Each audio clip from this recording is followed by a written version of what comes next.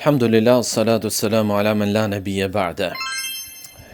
Nga pyetjet që parashtrohen është se gjatë kohës që muslimani është duke marrë abdes dhe bën diçka nga gjërat që e prishin abdesin, për shembull gazra, a duhet ta rifilloj abdesin nga e para apo mjafton të vazhdoj abdesin deri në fund dhe abdesi të jesh i saktë?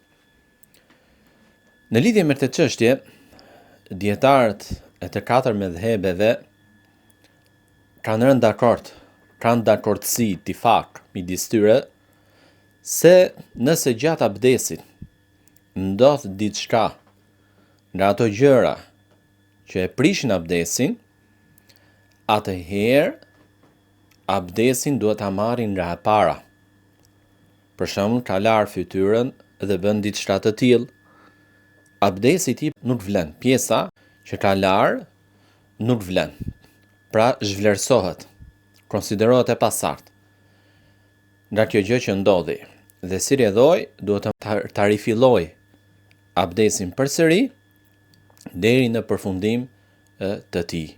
O sallallahu alaihi wasallam.